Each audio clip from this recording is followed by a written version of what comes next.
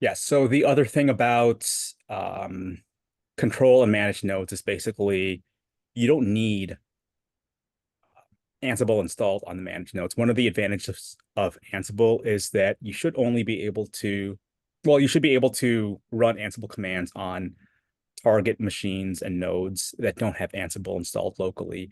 As long as you have Ansible set up on your control node, you should be able to connect to these other um, nodes and run Ansible commands that way. So that's what we're going to do today. We're going to use Docker to create 3 different containers, one container to represent a control node and 2 containers to represent managed nodes. We're then going to set up SSH access on one of these managed nodes so that we can SSH from the master node to this control node, or sorry, vice versa. Control node / master node to one of these managed nodes to run an Ansible playbook. So with that, let's go ahead and get started. I'm going to share my screen.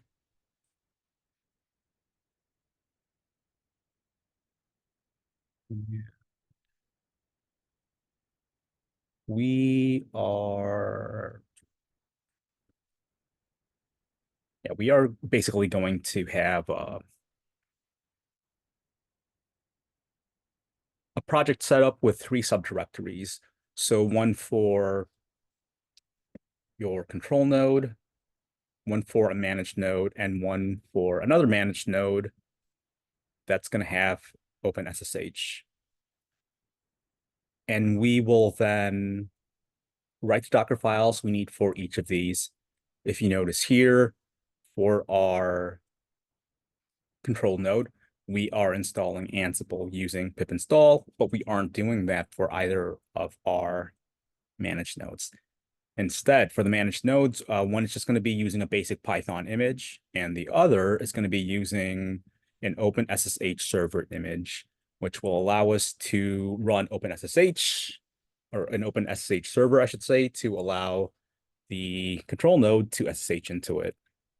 And with our 3 different Docker files, we'll be able to use a Docker Compose to orchestrate the building and running of these 3 Docker containers.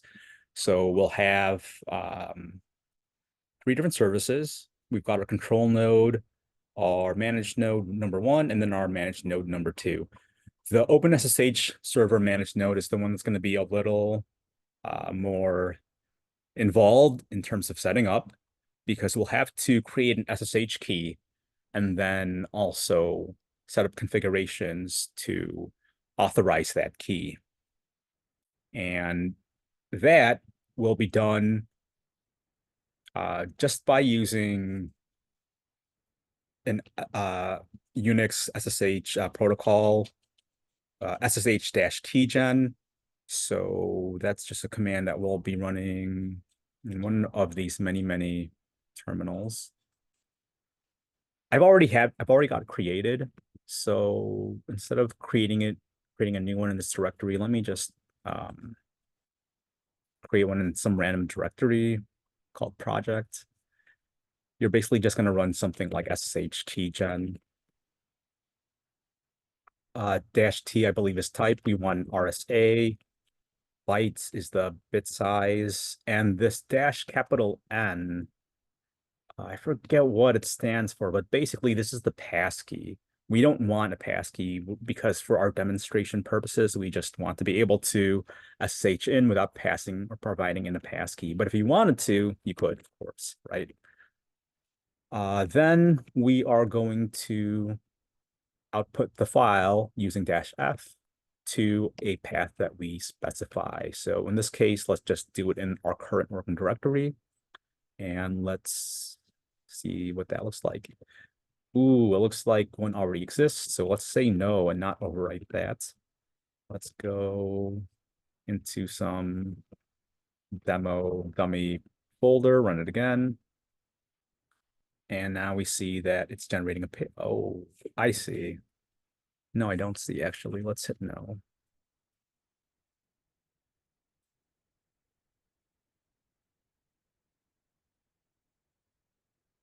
Anyone tell me why it's saying it already exists if I'm passing in a relative path? from my current working directory.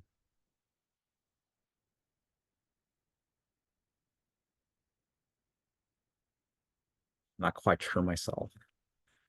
But that's the command. We don't need to run it now. I've already got one in my project. And the next Is command, it be I'll go is on. it because you already have something in there? Let's see. Okay. I'm thinking because I'm trying to pass in period forward slash that I'm trying to tell it that I want it to be created inside this current directory. And this current directory is empty. It shouldn't be in here.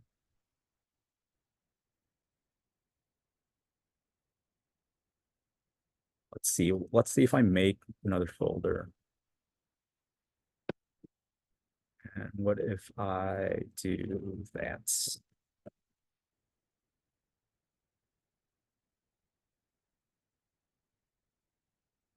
Interesting. Tristan brought up a good point. I don't know if you saw the comment, but that makes sense to me too. Ah, yes, good point. Very good point. Let's try giving it a name.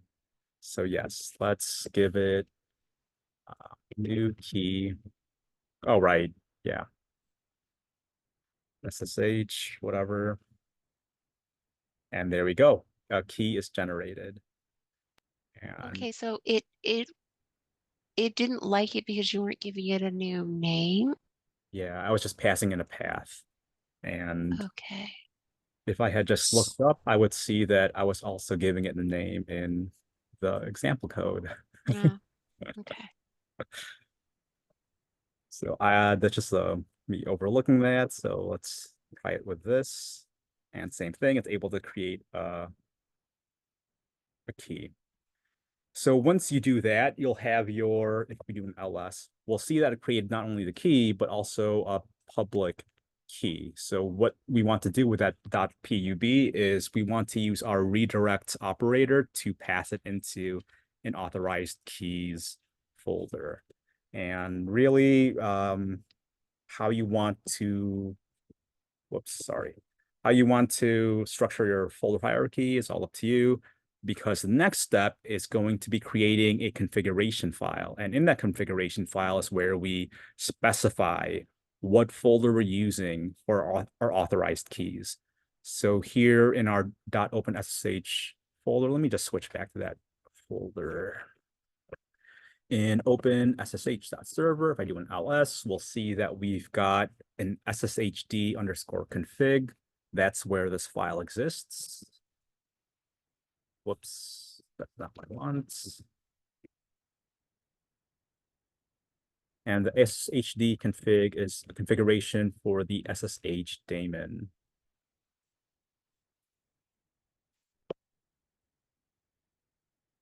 Or sorry, that's the file. So we need to open that. So let's open that file. Let's see what it looks like. It's just like what we have inside of our README. So we are specifying a port, which we're going to have to remember for when we run the command inside the inventory to SSH into this container. And we're permitting a root login. We're allowing for pub key authentication. We're not requiring a password authentication. And as I mentioned, we are setting a directory for the authorized keys file. We're not doing anything with SFTP, so we're not using this last line. I could have just deleted it. Now that we've got our project set up, we should be able to use a Docker Compose to spin everything up. And I believe I've already got that running, so I'm just going to leave that there for now. Let's see here.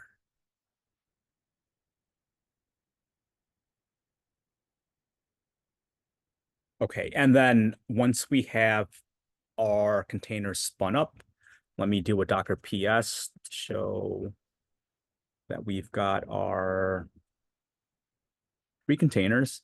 We've got our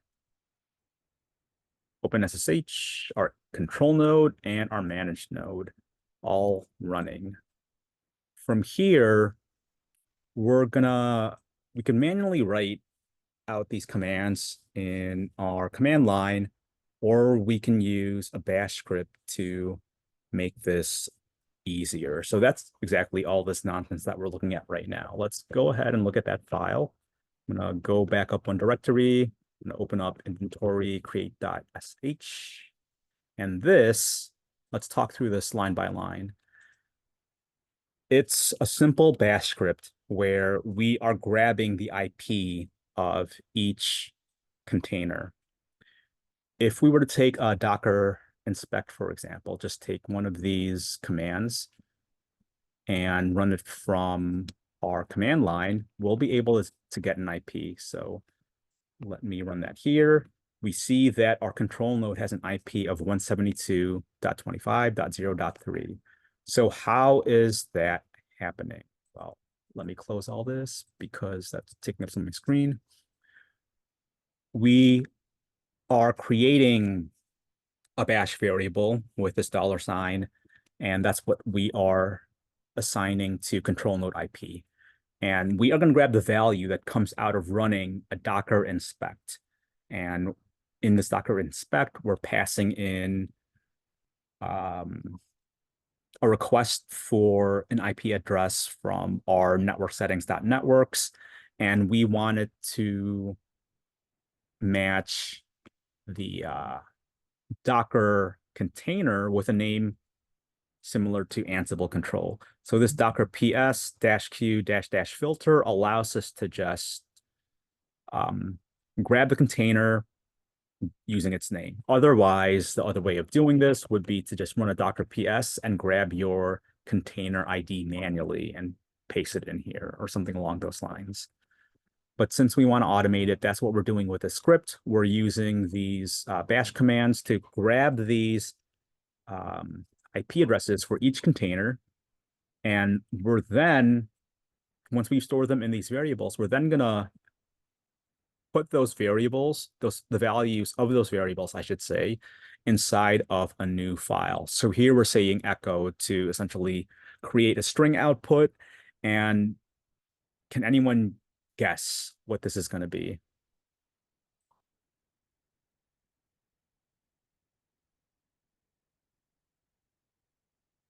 The playbook? Close. Are you just setting up the master and control nodes? Inside of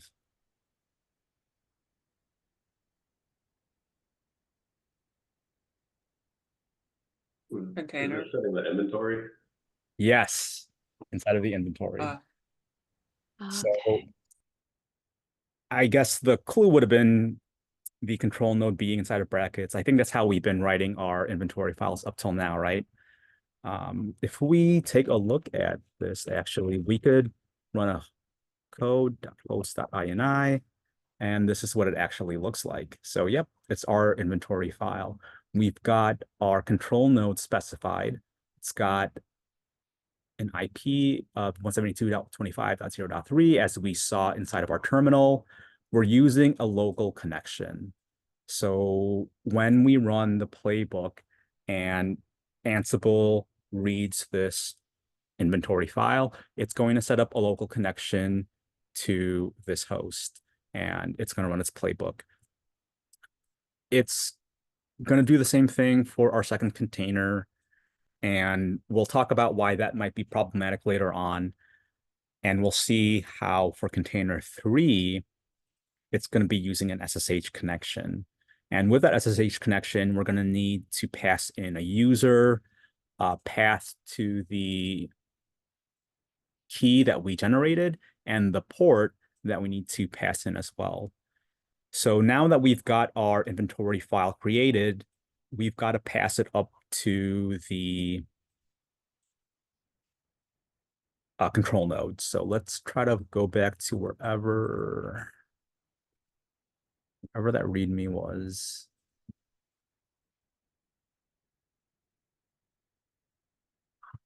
So yeah, it's this one. Okay, so back to our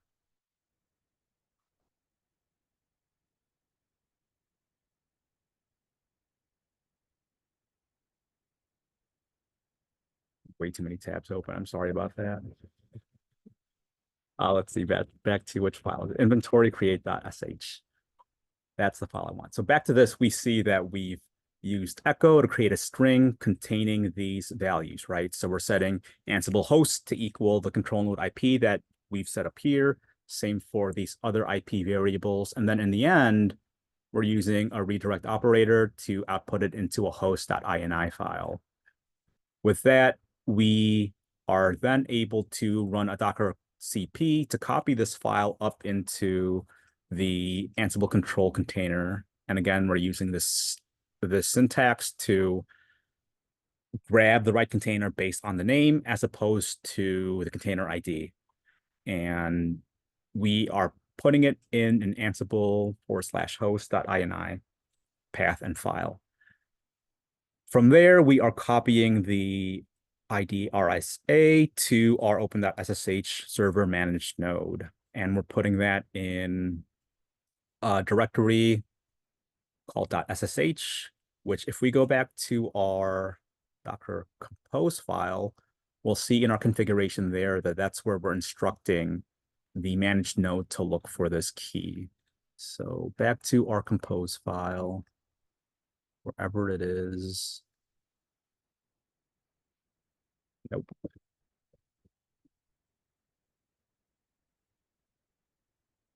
Here we see for our OpenSSH-server, we were setting some environment variables like a user ID and a group ID, time zone, and the path to this .ssh folder and the authorized keys. We're then setting sudo access to false, password access to false as well, and we're setting the username that we'll be using. We could try to output logs, but I ended up not needing that, so could have just deleted that. And we're setting up a volume so that when we spin down and spin back up, we'll have all of this ready to go. And finally, we have our port set to 2222. All right, with all of that, everything is running, everything is up. So what happens now is if we were to SSH into our control node, which I already am apparently, let me exit out here and SSH back in with, that's what you would run to get back in. If I do an ls, you'll see that I've got an Ansible directory, and inside of there, I've got my hosts files. Let's remove these because we're going to pretend that they haven't been created yet. And now if we do an ls, we'll see that nothing's there. So what do? We have to go back to our local machine and run that shell script. So let's go do something like /inventory_create.sh. And it will tell us that it's successfully copied these two files. So now let's do another ls, and we'll see that we've got our host.ini. Now I can run my playbook while passing in this inventory file. And let's just take a quick look at this playbook. It's a very simple playbook. I go into Ansible control. I think that's where it is. Yep. Look at hello world.yaml. It's a very simple script that just prints out hello world. You all covered variables and facts on Saturday. So one thing I would like for you to try in today's assignment is to expand on this hello-world playbook so that we're actually outputting some variables related to the container that we're running the command from. So if we run this command from this terminal, we're again on the control node. It's going to iterate through all the hosts in this inventory file, and it's going to run this command using a root user. Okay, and we see that it has run on all three of these.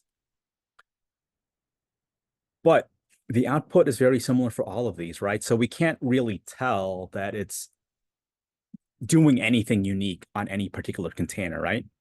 We could definitely prove for container 3 that it's working as intended by modifying the host.ini. So if we go back to this inventory script that creates this inventory file and we make an adjustment to it. So let's do a code inventory.sh. Whoops, wrong directory. Open, no.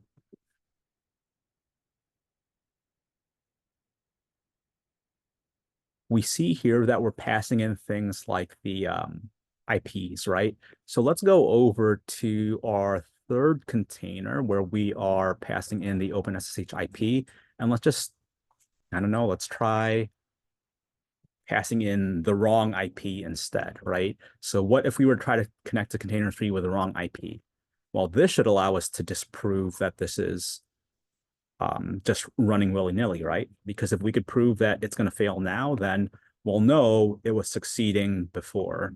So let's run this script again so that it creates a new inventory file and it uploads it to the control node. All right, files uploaded successfully. We'll do an ls. Let's actually just do a cat on that host.ini just to take a look at what it looks like. We'll see that now both our managed nodes are sharing the same IP, which should be the IP for container 2 and not container 3. So now when we run our playbook, it should fail for container 3. And that is exactly what we're seeing. We're seeing unreachable. It's failing to connect to the host via SSH because it's the wrong IP address. If we were to correct that IP address and change anything else, such as the port or the username, it will also fail and it will tell us that it's unreachable. So I mentioned earlier that with container 2, we were connecting through localhost, and that, unlike container 3, does not give us any real assurance that this playbook is actually running on container 2.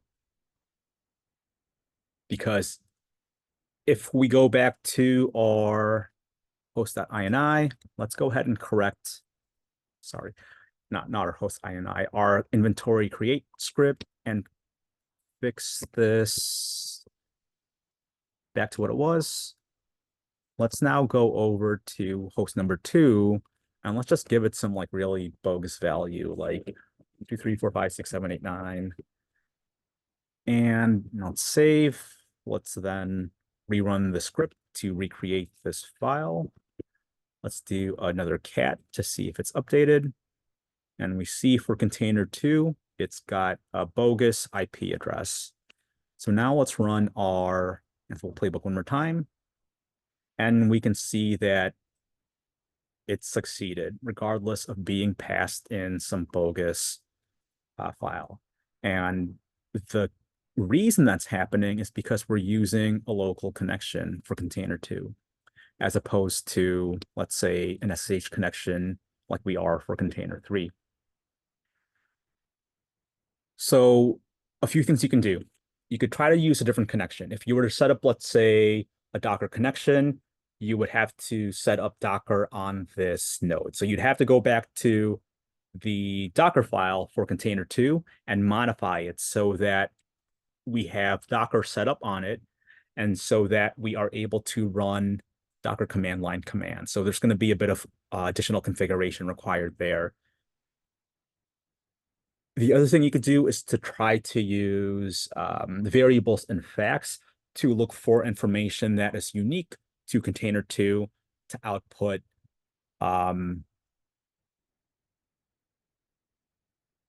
through either the inventory or through the playbook so that we know, well, actually probably through the playbook so that we know or can confirm or disprove that we are actually running this playbook off of the right location. Does that make sense? More or less. Cool. Repo is up. I'm gonna need to make a few more adjustments to it, and I'll get that up as soon as possible. I believe the